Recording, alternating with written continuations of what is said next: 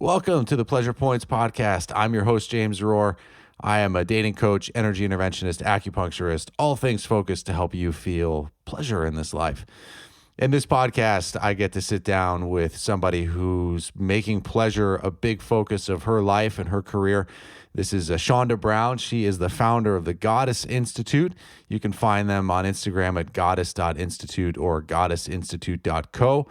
She is a remarkable woman who's in the middle of making a big career shift and expansion and growth by creating this offering specifically for women to help discover themselves, discover their sexuality, heal the past, and really arrive and awaken to a pleasurable life. She was somebody who was very involved with encouraging me to go to my first Burning Man a little while ago, and Jen and I actually camped with her parents for our first Burning Man, which was an amazing experience. So as she likes to say, a family that burns together stays together. And I'm just so excited to have her as a friend, as a colleague, and to have a front row seat for all of the amazing things that she's doing. So without further ado, let's welcome to the podcast, Ms. Shaunda Brown.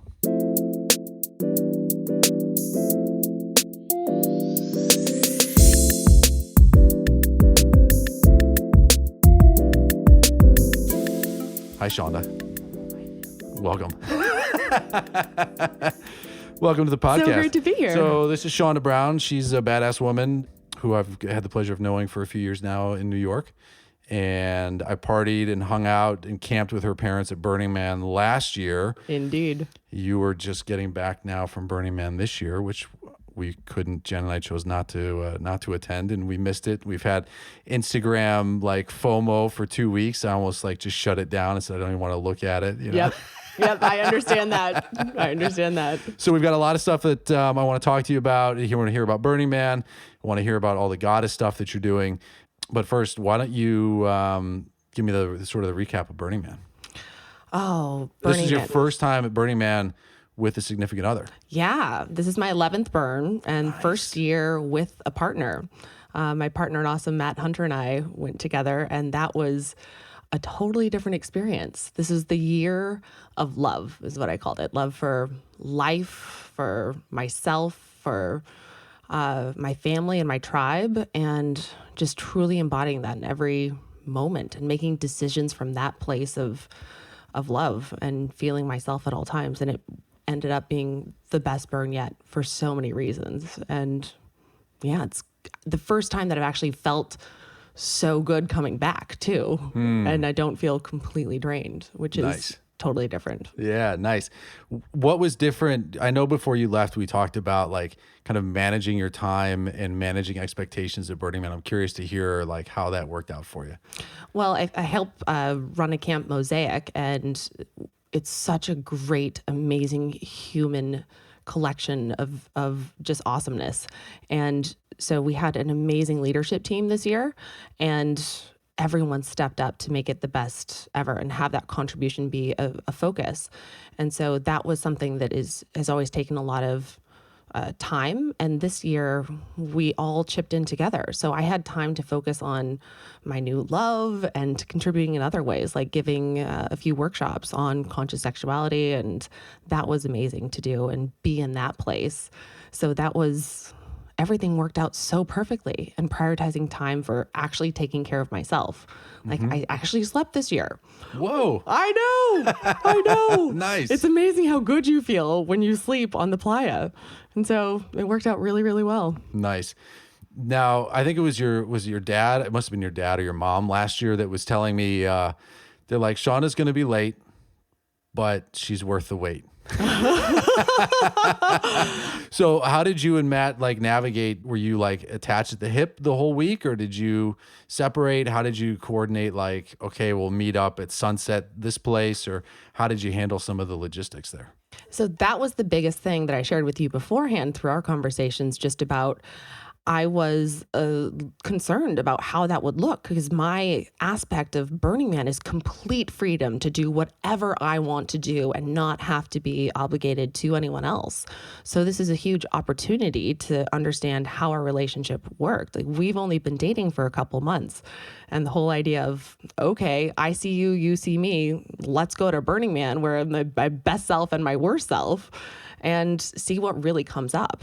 So we had very honest and authentic conversations beforehand to get any sort of expectations out there so that we could do exactly what we wanted to and still be in partnership. And so my intention was to truly feel myself at all time and make decisions from that place, which quite frankly was a selfish intention, but I wanted to see how this worked and if I wanted to spend time with him.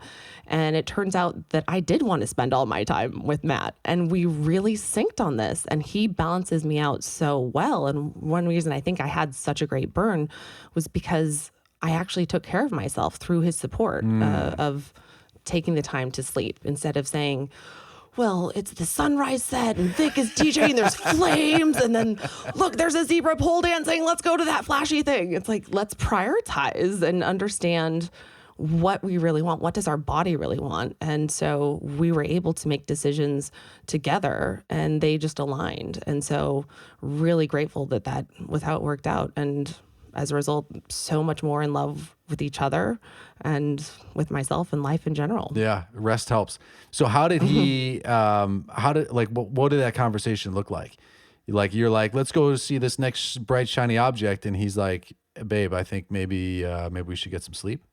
Well, it would just be, let's check in with ourselves. So one of the agreements that we had was to be each other's spiritual partners, which is to help each other grow spiritually and personally, and to really be in our bodies. And so to really check in with what our body is telling us, this intuitive wisdom. So instead of being in my head and mental, which is a lot of everything that I've been doing and why Goddess Institute has been formed, is getting out of my head and into my body. And my tiny human mind can't make these decisions with the infinite knowledge that my wisdom of my body has. So being able to have that constant reminder of like, okay, let's check in and see what we really want to do. What do our bodies want? And a lot of times that was sleep. Right. And like, wow, it's funny. Your body really does need to sleep. And there were times that we went pretty hard and would still go out all night long and do the sunrise and it was wonderful, but we had that balance too of checking in and also having the conversations that you had suggested of like, how important is this to us? We had an intention at one time to go out and do this thing, and then I actually felt tired and he had wanted to go to this next set, and it was like, yeah, I really feel like I just need to take a few minutes. And we would take a few minutes and realize that our path led somewhere else. Yeah, we had talked about like prioritizing, like giving it like the degrees of importance, right? And being able to say, okay, this is like an essential thing where like, I really want you there. This is something that I think would be cool, but like, it'd be cool if you can do it, but it's not like super necessary. And then like this other thing would be like, it's an option. I'm not that crazy about it, to this other thing of like, I'm going to go, but I don't give a shit at all if you're there. Like, come if you want, be cool, but like no obligation at all. And I think it's helpful. It's good for like, I think it's part of it is like giving the keys to the people that we care about, like giving them the keys to meet us where we want to be met. And that just so much of that comes down to being clearly communicative. And at Burning Man, like, I know, look, I was there once, right? But it's like everything is heightened. Oh my gosh, everything is just more. And it's, for me, it's that place to be truly authentic. Like everything is out there. Like, again, my best self and my worst self. And to be in that environment where let's just see what happens. I was sharing an RV with my sister, and my mother and father were there, and they were meeting Matt for the first time. So that's a pretty intense environment to meet the new partner in awesome. Yeah. And so our first night out together was just magical. It was one of my favorite experiences at Burning Man, where they welcomed Matt into our family, and we explored art together and did crazy things and fluffed my mom's aura because it was her 65th birthday. Oh, that's awesome. Happy birthday, Mom. Yeah. They send their love to you also. And Sparkly Butterfly. Great. Yeah. Yeah, your parents are amazing. They took such good care of us. It was like such a great like first experience with them. Oh, they're the best. They are the best. This is their sixth burn. So it's our sixth burn together, and it's my sister and I's sixth burn as well. And so sharing this experience with them has been so amazing for our relationship. Like relating to them as humans that I love and respect and actually want to spend time with. And they have adopted all of our friends too. Yeah. And they're just, I feel like I won the family lottery, and being able to share this experience with them as humans and not just as the mother-daughter, father-daughter relationship. And our motto is, a family that burns together stays together. That's amazing. Yeah. Yeah. Jen wants to know if your mom brought her hula hoop. She did this entire performance on her 65th birthday on the Esplanade, and there was a whole crowd that formed. Whoa. And she just was in her like fierce element of like Juju. Her playa name is Juju. And on the Esplanade performing, and people gathered around, and she was just laughing and doing all these professional hula hoop moves. So this is one of my favorite stories about her is it was the year before last. We were riding around, and we do a mother-daughter bike ride, and we rode up to this woman hula hooping, and she's like, wow, she's so beautiful. I was like, yeah, she really is. She goes, I could never do that. And I was like, yes, you could. Where's that coming from? Like, why do you listen to this internal dialogue right now? Why could you not do that? Yeah. And realizing that that's all in her head. These are her own insecurities of saying, like, even as a 65-year-old woman, I wouldn't be able to hula hoop, or whatever her story is, right? Mm-hmm. And so she went home and started watching YouTube videos and practicing the hula hoop, got a couple LED hula hoops, and came to the playa the next year as this beautiful goddess hula hooping around in these professional moves and just having a blast, like truly embodying what was possible and breaking these ideas of the mold of who she should be as a 65-year-old woman and just being her best self. And seeing her grow like that and having these experiences at Burning Man to identify these programs and beliefs of who we think we need to be that's one of the reasons that I love Burning Man so much. And to see her grow and to be a part of that development and to being her authentic self is just such an honor. That's awesome. It's an interesting thing, isn't it? Like seeing your parents like pick up something from you, where you've like introduced them to something and then they take it and run with it. Like I remember when I was working at Canyon Ranch, they had me do this training called Accutonics, which is like tuning forks, but it's a system that was designed by an acupuncturist. So it's like learning how to use these tuning forks on acupuncture points. And so it's a way to stimulate points without having to use needles. And there was a lot of, acupuncturists in the training, but you didn't have to be an acupuncturist to do it. You could study it and whatever. So they sent me for this training and I was like learning it. And it's cool because the forks with this system, they're like tuned to like the stars and like the universe. So like rather than being a perfect note, it's like they take the frequency of like the earth traveling around the sun in a calendar year, and they use the octaves and they like move it into like the range of hearing. It's like this whole fucking thing. But anyway, I was like, after I learned how to do it, I was home visiting my mom once, and she had like broken her wrist or sprained her ankle or something. And I was like, oh, well, I've got these tuning forks. Like, let me just like try it out on you. And so I put and my mom is very similar to your mom. I put the tuning forks on her and my mom goes, holy shit, this is why I broke my wrist. I needed to know these tuning forks. And she was like, what is this system? And I was like, oh, it's like this Accutonics thing. She's like, I need to know how to do this. So now she is more trained in Accutonics than I am. She took all of these like certifications. She was flying around the country, like taking all these courses. Like her home is like full of fucking tuning forks everywhere. I wish you would have been able to show her this without her breaking her wrist. Yeah, I know. Yeah, that was a conversation we had. We'd be like, Mom, there's other ways to learn things. But yeah, it's like, I don't know, that's an interesting experience when like, we just sort of live our lives and then our parents like, oh, that thing. Yeah. Well, we're such teachers for each other too. And that's what I think has been so impactful for me too, is being able to create those spiritual partnerships with everyone that's in my life.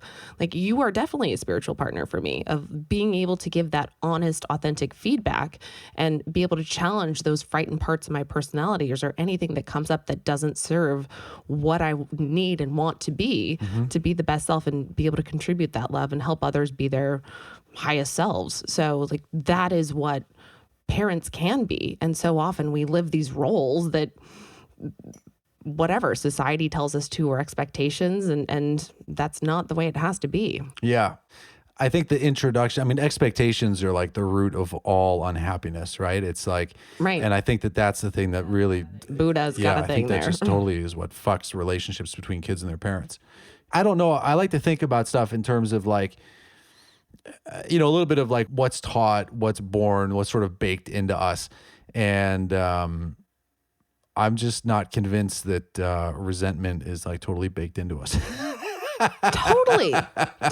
We're expecting a dad to be a particular way or a mom to be a particular way. Now, there are some basic necessities, right? Like the kids need to be touched. They have to be nurtured that way. We see that kids that aren't touched just don't thrive as well, when they're not touched in the early years of life.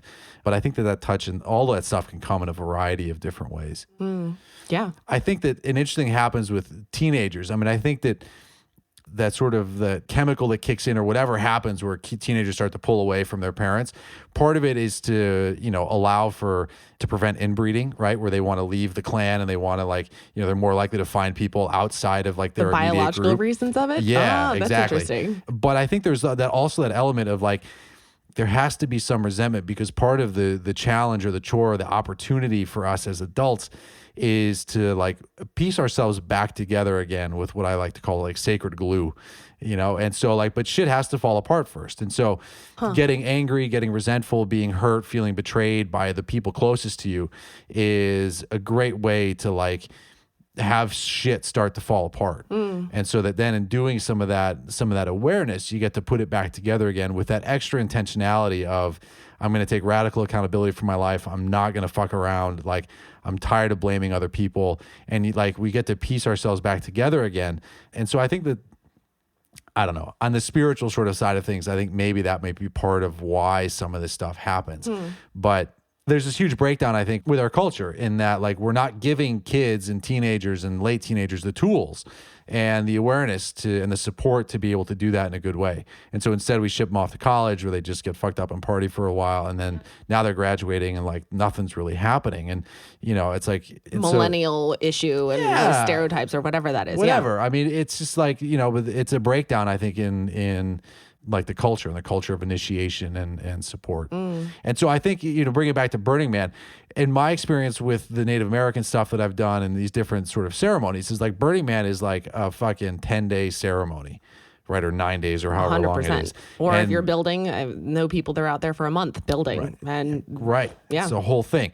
And so, but bringing that kind of that intentionality of like ceremony and ritual. And one of the things that I found, which is like, I was thinking about with you and Matt going there for the first year is like together, is that one of my experiences, one of my teachers used to say with ceremony is that, ceremonies they might not be necessary, but what they do is they're an accelerator. So you and Matt might get to the same place. Like if you guys hadn't gone to Burning Man, you might get to that same level of intimacy that you have now, but it might have taken you 2 years. It might have taken a lot longer, but by embarking on a ceremony, especially together, that just like puts everything on an accelerator. And so by putting ourselves into like uncomfortable situations, it's like everything can just sort of like speed up. 100%. And that's one thing that has been very important in our relationship. Do you want to hear the story about how we met? Please. So that was actually a part of the ceremony. And so yeah, it's just such a great fucking love story. And you've been a part of all this and heard from my perspective through our conversations. But I guess I had this intention of calling in my life partner. And I realized that the people that I had been dating recently had been fitting this stereotype of what I mentally thought that I wanted and were very attractive and yet unavailable for some other reason about what my life vision really was. And so when I recognized this, I was able to really say, okay, I'm in my head here. I need to get out of my head and into my body through all these different practices and listen to what my body is telling me. And I feel like this person is around me, but I'm just haven't been open to it. And the next week I was leading this conscious sexuality meditation at an US event with Marika and met Matt Hunter. And my body just totally responded to him and was like, wow, there you are. And indicated that I was interested, and he wasn't interested in the slightest and just totally energetically blocked that. And I was like, that's interesting. That doesn't really happen very often. So Yeah, what did he say when we went out to dinner just recently? He was like, yeah, I knew she was into me, but, right? Like, this will be interesting.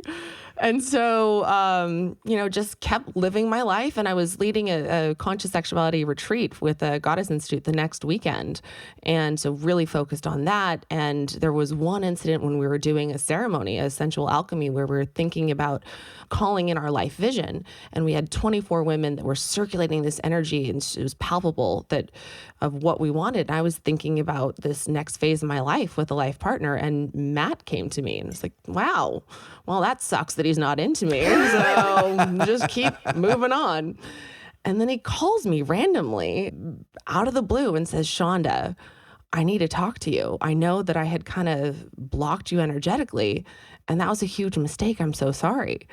Can you meet up tomorrow? And so we go get a green juice. And he proceeds to tell me this story about how he was in a sound meditation ceremony and asked to be taught about love and his best life. And that he was at this point where he's just completely paralyzed and he doesn't know what to do. He's a doer and he's sort of nervous about it. I'm like, stop. Before we go any further, let's just agree to be completely open and honest and authentic with each other in this relationship. And I think that was huge to be able to start a relationship off on the right foot. It's just to be truly us. And he took a deep breath and told me this story about his sound meditation where he started seeing these visions of him starting in 7th grade and his first girlfriend who broke his heart. And he was putting on this armor to protect himself, and all these experiences where he'd been protecting himself from women, and realized that he had been dating women who were much physically smaller than him that didn't challenge him. And I did not fit that stereotype at all. Like, I raised all these triggers of intimidating and it was not fitting in this stereotype he had.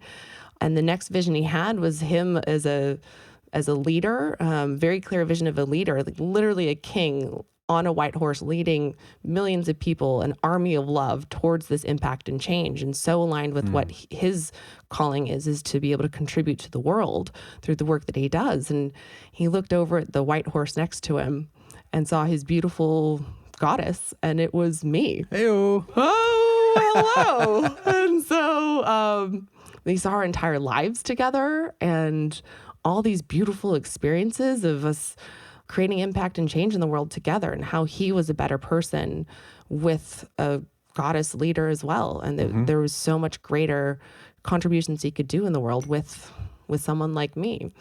And that freaked him out. He said, what do I do from here? And that's when he just said he needed to call me and wanted to get to know me more. Yeah. So, and He's lucky you were still available and that you took his call. That's right.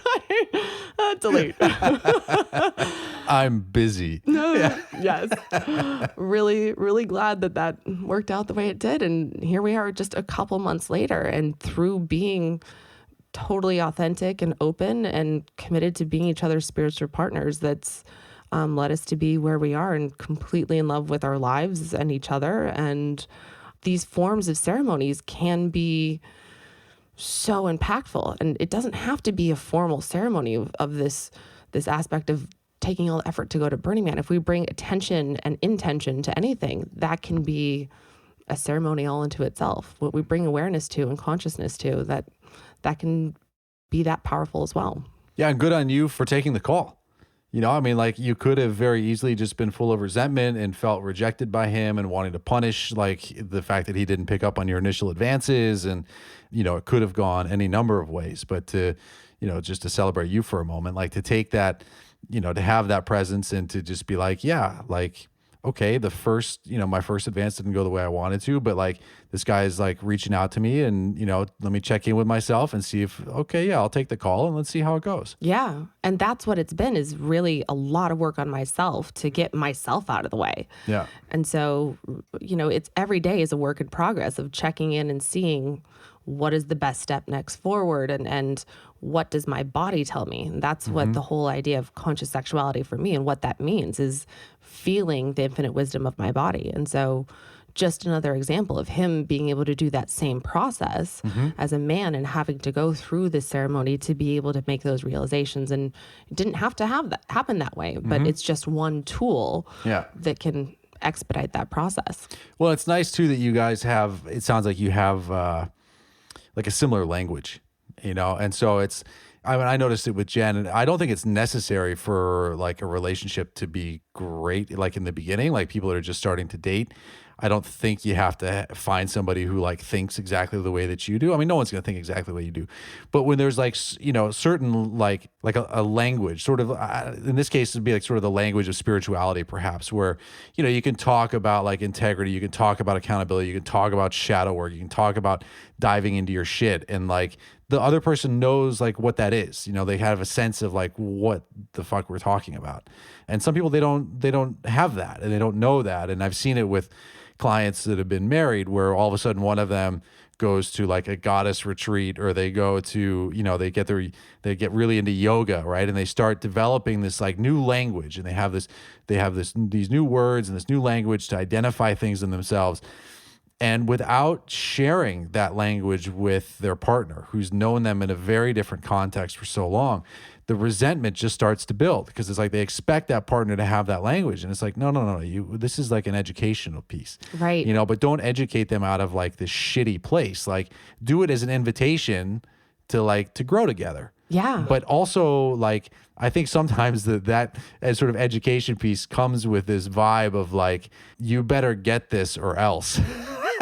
Yep. Or like, the sort of the spiritual pretension of like, I'm holier than you because I can speak about whatever the fuck, love and light, and then that just creates more of a divide.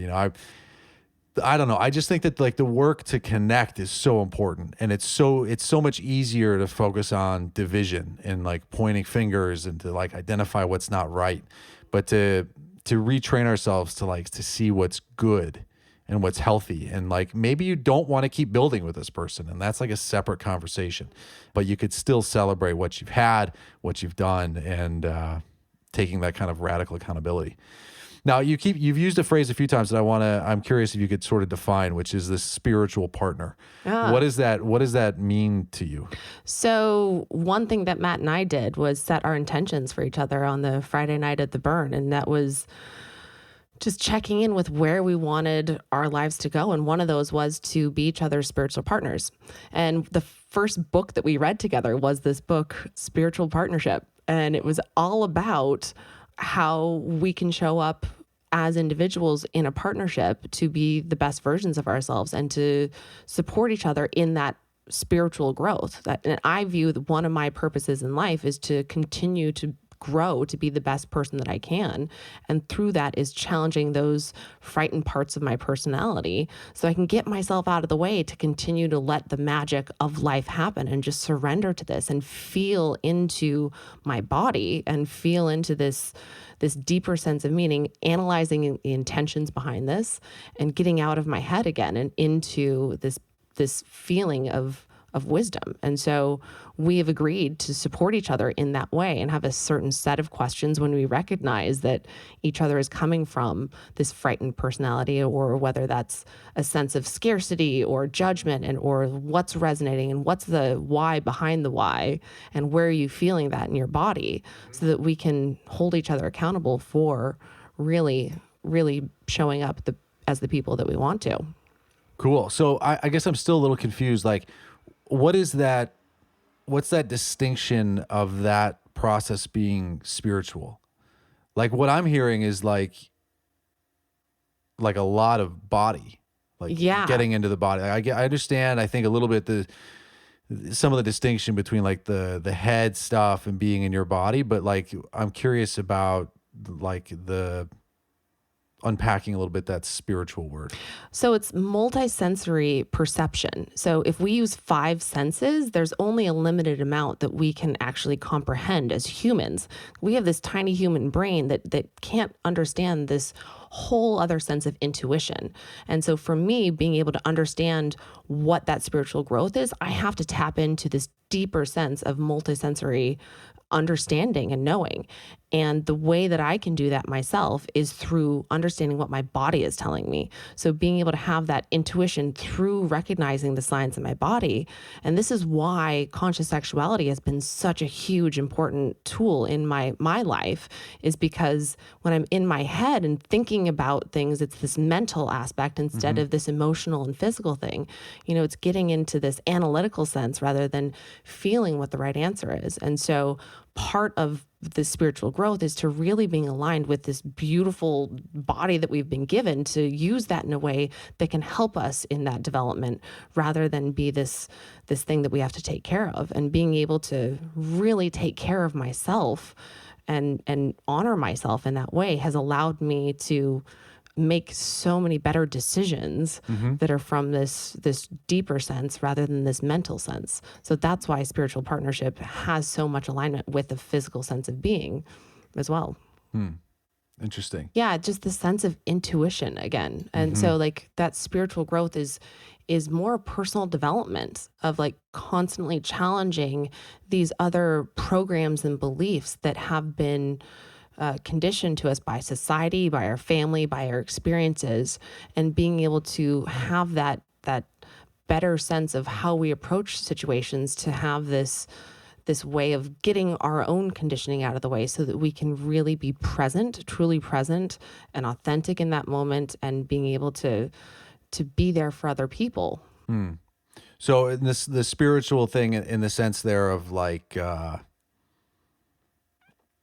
being aware of your conditioning. Yeah, that's part of it. Right. I think that's part of it. And then also being aware in that present moment as well, of being completely present, open, authentic, and really understanding where we're coming from, of why. Like, am I coming from this frightened place of being? Like, am I reacting to something? Right. Or am I actually like responding and being conscious of where this is coming from? Am I empathizing with this person because I want them to like me? Right. Or, and so often we do that subconsciously, especially in friendships. My boyfriend just broke up with me. Oh, I'm so sorry. What a dick. You know, instead of like, okay, let's break this down. Like, how are you feeling? Like, what are you really feeling in your body? Like, where's the responsibility that you take on for this? And, instead of taking that victim mindset. Right. And so I consider that spiritual growth. Right. And I want people in my life that don't say like, oh, what a dick. You could deserve someone better. It's like, that might make you feel better in the short term, but not in the long term. Right. So I want every person in my life to be a spiritual partner, a friend, a family member, and my partner in awesome. So there's something, so like the word that comes to my mind is like some accountability and like holding yourself to a standard that is like higher. Yeah, exactly. Does that make sense? Exactly. Part of what I'd like for you to talk about, if you would, is the like getting into the body, because I think that like with your Goddess Institute and my own experience and certainly working with clients, this is like a huge thing. Like a lot of my acupuncture clients are referred to me by therapists, where the therapist has, they do their thing, but then at some point they're like, this person needs some body work. Like you need to get into your body, and the way that, I approach to like the acupuncture and just energy stuff is like, it's a body-based practice, which is part of the appeal to me, because I started getting into it. Like I started seeing auras when I was a teenager, and then I was taught energy work by my first teacher. And I remember I was like 17 and I was like, this is so fucked that I'm learning like how to manipulate kind of energy when I know nothing about the body. Right. It was an interesting kind of moment for me. And so part of like why I've loved the acupuncture stuff is that it's like, I have this like working knowledge of our flesh bags. Yeah. Which is great. But I remember like when I first started doing some energy work and like some emotional work, some shadow work when I was a teenager, my first teacher, he talked about, I remember like it was yesterday. He was like, it was as if like your energy just dropped into your body for the first time. And, it was a pretty profound experience. And every big decision that I've had even ones that haven't been understood by people in my life, it's been because I've had such a profound like body reaction. Totally. You know, like that's how I ended up going to acupuncture school. Totally. I really wanted to be a cowboy. That's right. I love this story. It's such a great story. Yeah, I wanted to be a cowboy. So, I was finishing up school at Stanford and I was like, what am I going to do? And so I made a list and I was so sick. I mean, I was so sick. And I was like, well, I can't really sit I can't sit in like a meeting. I can't be like, I can't do the corporate life because I was like shitting fucking blood like 10 times a day. So it was fucking terrible. And so I was like, well, I could be a cowboy. I could just shit on.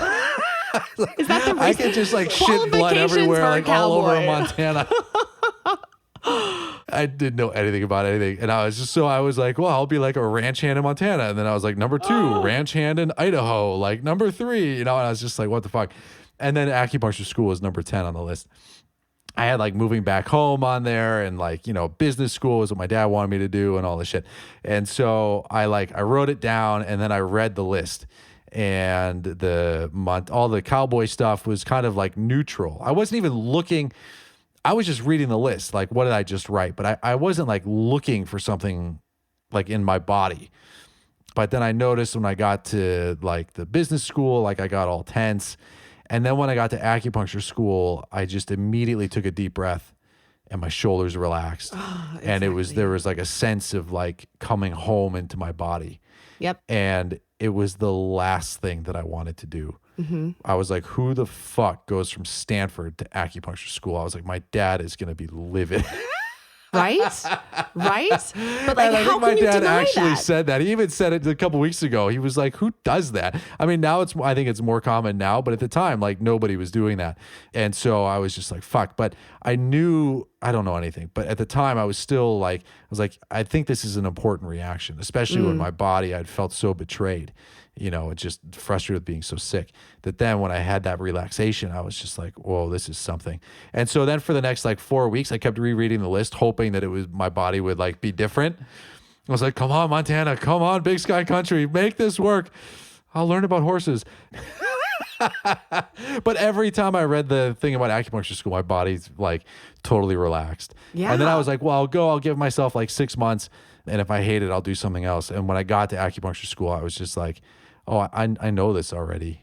There was like this like internal knowing. I mean, I worked my ass off, but like, there was just this like sense of having heard it before. Totally. And that's what, so your mind, like what had been conditioned to you is so different than what was greater and the possibilities. And it took getting into your body and noticing those reactions, which has now been such a critical part of your life and why you've helped so many people, myself included, to be able to follow the path that is best for them and for the best for the world, which is what it's all about, right? So you've made a huge pivot then, right? From corporate finance to now Goddess Institute. Yeah. Can you talk a little bit about like, what did you discover in your body? Like I'm curious, like what was that moment where you started to like, where your like vagina was glowing or you like your heart opened and there was like, yeah.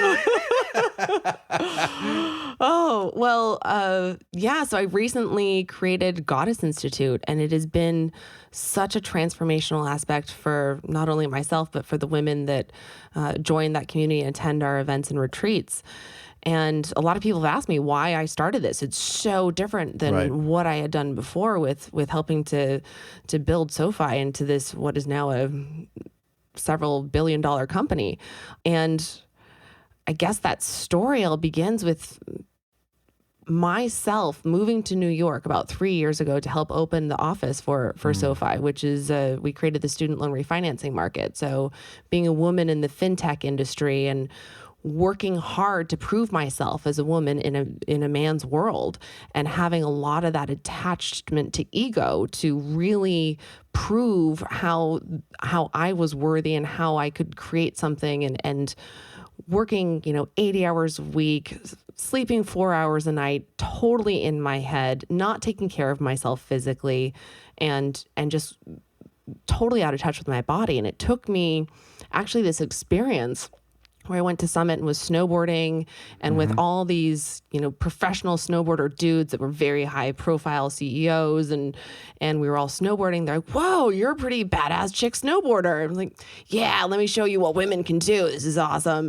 And we got up to this like cliff area and they're like, yeah, let's do this. And I knew like coming up to that cliff was like, I should not do this. My body clearly reacted like, don't do it. And I said, screw it. I'm not listening to you, body. I'm going to jump off this anyways. And I want to show these men what a woman can really do. And it was in that ego sense and jumped off and tore my shoulder off, ripped my rotator cuff and my labrum, and was so out of touch with my body and so dedicated to like driving and achieving and creating and doing that I didn't go to the doctor for the next few weeks. I actually went to the doctor when I was sick and said, just give me a shot so I can go to another investor meeting. I have these meetings too. I don't have time to take care of my body. Wow. There's so much I need to create and build this office. And he's like, yeah, that's not good. We shouldn't do that. Like, and I was like, yeah, my shoulder kind of hurts too. I fell on it a few weeks ago. And he took one look at it and he's like, wow, how are you not in like constant pain right now? You need to go get an MRI. This is really fucked. And when I realized that how bad it was and that I needed surgery, I realized how out of touch I was with my body. And that was not a place that I wanted to be. And I was not operating from what was truly possible. It was this forcing of creation rather than allowing and receiving and being in this feminine state of being. And it's funny because I had been living this other totally separate aspect where I had walked into a class at Burning Man 11 years ago on Tantra and had been really resonated with this whole spiritual aspect of feeling energy in this divine feminine wisdom, and it embodied it in that aspect of my life and had been working on this as a personal development tool for really feeling my own body in that way, but not applying it to my other aspect of life in the full wholeness of it. And so when I was able to really become aware of how I wasn't in touch with my body in this professional sense and embodying all these other things and started bringing conscious sexuality into myself, it all just clicked and my life got better. And I started falling in love with myself and my life and the people in it and being able to really understand how this is all connected and being in that feminine, which is happier and healthier and more effective and getting more things done in this receiving place rather than doing. And it's been amazing. I call my life in fuego, where everything is on fire and it's just catching fire more and more. And as a result, I am a woman on a mission to share this with other women specifically, because I know that I'm not the only one that's been living this life of going so hard and working and getting adrenal fatigue and because we're pushing ourselves so hard to be something that is different than what is the reality of what is possible. And so I created Goddess Institute to be able to explore conscious sexuality, which is what I call getting out of our heads and into our bodies and having decisions come from that place of real truth and this more embodied sense of knowing from this feminine place of receiving and allowing and true authenticity.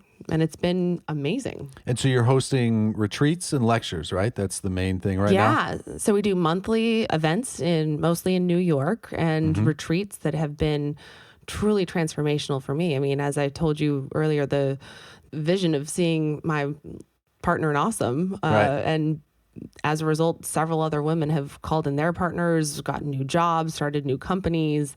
It's just been a huge inspiration for me of understanding how needed this is for specifically women. Right. And it's been amazing to carry this on. I'm doing several other retreats internationally now. We're doing one for men and women in Tulum, and Matt and I are doing this together. So it's awesome to call in someone that has I didn't even know this was possible. And things just keep happening. Like life is happening for me. And that's how I know that I'm on the right path, is that my mind couldn't even comprehend this. It's like just following that next step and being able to surrender to the possibilities. So what would you say to somebody listening, a woman listening who hears you talk about connecting with your body or listening to your body, and if she's just like, I don't even fucking know. Like if you were talking to I got yourself, you. like, Yeah, I understand. 10 years ago or whatever. Yeah. What would you say to her? Like, what's the first step or two steps that she could do now to start making a shift? First of all, I completely understand 100%. For me, I knew that there was something else out there and I didn't know how to get there. So I had gone through, when I was first introduced to the concept of conscious sexuality 11 years ago, I tried all these different approaches and teachers, and it was a long process. A lot of it didn't work and didn't really resonate, or was way too woo-woo, or was way too sexual. And I'm viewing this as a personal development tool to be more effective in my life and to be able to contribute more and be an invitation for others to live their best life, and being present, kind, and loving in each moment too. So that's why Goddess Institute, I've created all of the things that I have found to be most effective for women that want that same thing in their lives, of being able to be the best versions of themselves. So I would suggest to check out our resources page on goddessinstitute.co. There's books, there's different resources, free videos online, different teachers to go to, and different ways to start exploring. And the only thing that I would want to do is be able to spark curiosity to see if this is a tool that resonates with you. There's so many ways and perspectives and methods that we can use. Acupuncture with you has been a huge aspect for being able to recognize that, and has led me to this point now. So if any of these resources are helpful for that growth, then we can also explore the retreats. I mean, there's something that one experience on a workshop at night is so isolated, and then we go back into our lives and turn our phones back on, and it's hard to make that be something that is a lifelong change, which is why the retreats have been so impactful for people, because we get out of our experience and are able to shift different programs and beliefs and make a substantial change from that place to pivot. Totally. So I'd highly suggest the retreats as well. Yeah, nice. There's something about a retreat. Actually, I think a little bit about it like acupuncture too, where it's like it can be helpful to shift, like you're trying to shift state. And so if you're in a different place for, a longer period of time, even if it's a weekend or a week, you're not in your home, you're not going back to like the same shit. It's like the amount of energy needed to overcome the inertia of like old patterning is different. And to a certain extent, sometimes I think like when I'm putting the needles in too, it's like, or like actively just disrupting like old pathways. It's kind of dramatic, right? I mean, the needles don't hurt, but it's like it's kind of a dramatic thing. Like I'm sticking people with a bunch of fucking needles, Yeah. And so but I think that some of that dramatic nature of it helps to initiate a more of a lasting change. But it's also why, like with my coaching stuff, I won't do one-off sessions anymore, because it just doesn't. It's all fucking Band-Aids, Right. It's like, okay, I'll tell you to like whatever, but then where's the accountability? Where's the transformation?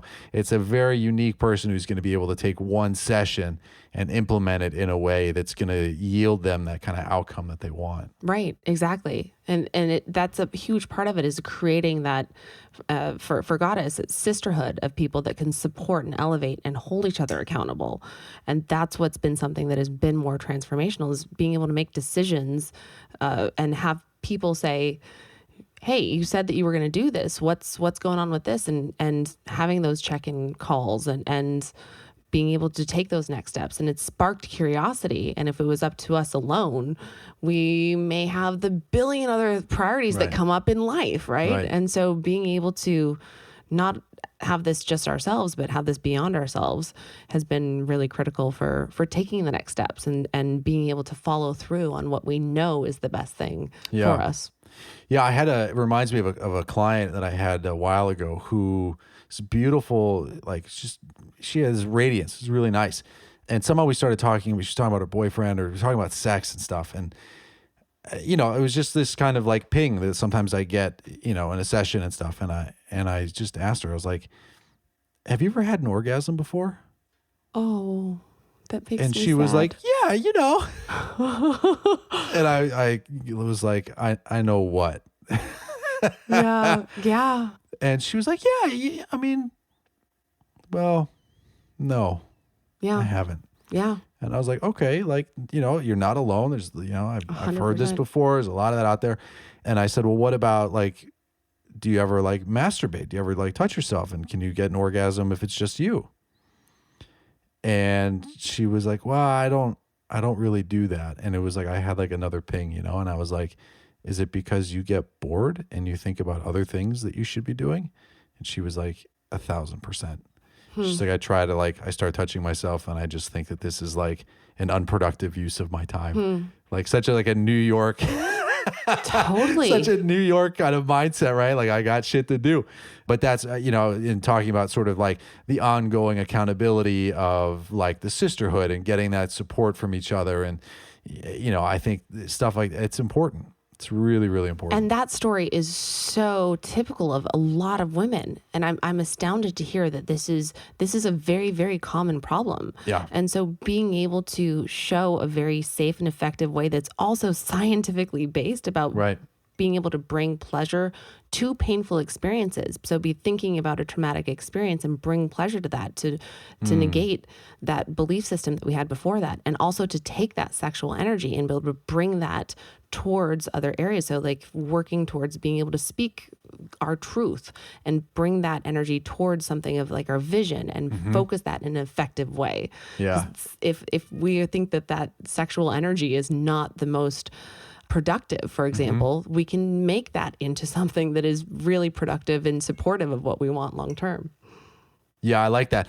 One of my favorite meditations is this thing called the microcosmic orbit, which like circulates energy like up and down, like fully.